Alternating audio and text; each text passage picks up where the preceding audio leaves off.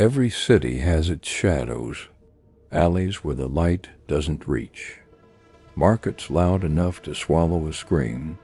Colombia knew this. Colombia had always known this. But in the 1990s, something was moving through those shadows. Something patient, something that smiled. L.A. Bestia, the true story of Luis Alfredo Garavito Cubillos. He was nobody you would notice. Short, wiry, thick glasses, and a limp. A stranger you would help across the street. Someone you would brush past in a busy plaza without a second glance. His name was Luis Alfredo Garavito Cubillos. The newspapers would one day call him La Bestia, the beast, but on the street, neighbors called him Goofy, a generous man, a man who gave things to children. He was hiding in plain sight. He had been hiding for years. Luis Garavito was born on January 25, 1957, in Genova, Quindío, Colombia. His childhood was marked by extreme poverty, neglect, and abuse. He was the oldest of 7 sons born to a poor family in an area populated with farmers and manual laborers. His father was not a man who held back his fists. Garavito described his father as a womanizer. He claimed he had the misfortune of being in a family that spent its time arguing, fighting, and throwing words of great caliber. His father physically abused the family. Garavito and his siblings hid from him. School lasted only a few years. He left school in 5th grade due to poor memory and his father's insistence on making money to sustain the family. He was forbidden to have friends. He was forbidden to have a girlfriend. Then the neighbors got to him too. In 1969, Garavito was subject to extensive physical and sexual abuse by a local drugstore owner, a close friend of his father's. On visits to the store, the abuse went on, he told no one. He believed no one would believe him. What happens to a child who absorbs that much darkness and has nowhere to put it? This is not an excuse. It is a question that Colombia and the world would spend decades trying to answer. As a young man, Garavito drifted. He became an alcoholic and moved from job to job. He sold religious trinkets. He swept floors. He peddled air fresheners door to door. He wore disguises. He used false names. And quietly and visibly, he was already hunting. He began luring boys from public sight with money or food, and then assaulting them. His victims were all between the ages of 6 and 16, and most had light skin and blue eyes. While Garavito had not yet begun to murder his victims, he often bit or burned them before raping them. He was attacking at the rate of at least 1 boy a month. He recorded the details in a small notebook for more than 8 years before he was caught in the act, and he bribed his way out of the police station. 8 years, 8 years of crimes, 8 years of silence. In 1992, something shifted inside Luis Garavito. While operating a Ouija board, Garavito alleged that he entered a state of psychosis in which the devil had asked whether he would like to serve him. The devil responded, "Kill, that with killing many things may come." Whether you believe in the devil or not, what happened next was real. His first murder was of 13-year-old Juan Carlos on October 4, 1992. After that, Garavito traveled widely during his killing spree, committing murders in at least 11 of Colombia's 32 departments. He moved constantly. He changed his face, most often posing as a monk or a priest. One of his many nicknames in the Colombian media was El Cura. He lured boys with money, with promises of work. with the offer of a drink, with patience. During the day, he lured children of lower social status away from crowded areas and into hidden areas overgrown with high plants. And once they were far enough from the road, once no one could hear, he tied them up. He raped and tortured them.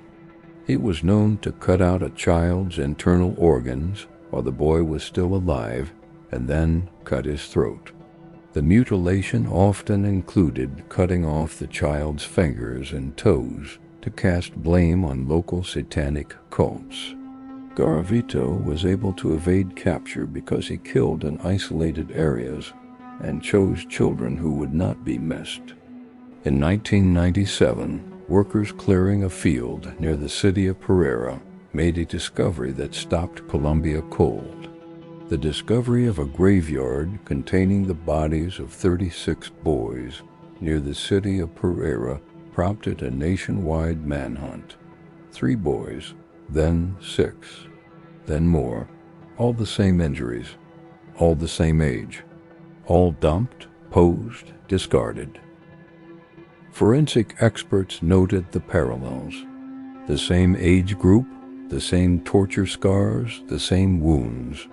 A profile was emerging. The authorities were dealing with a serial killer, but they did not yet know just how many he had murdered.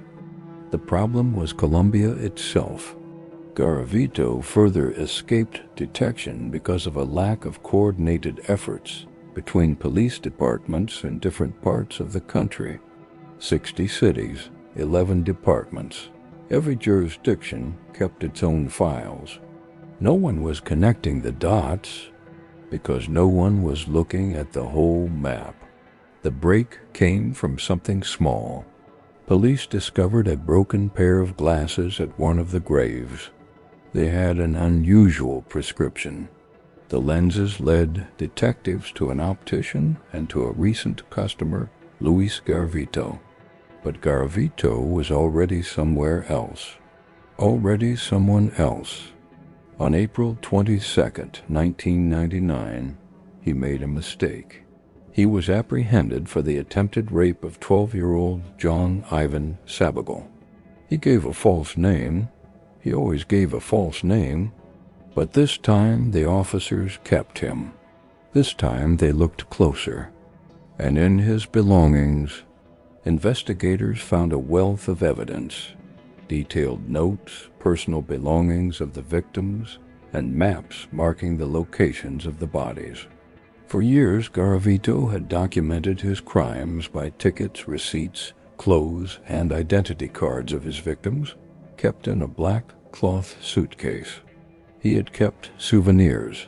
He had kept records. He had been proud. Faced with the evidence, Garavito confessed. He confessed to his crimes.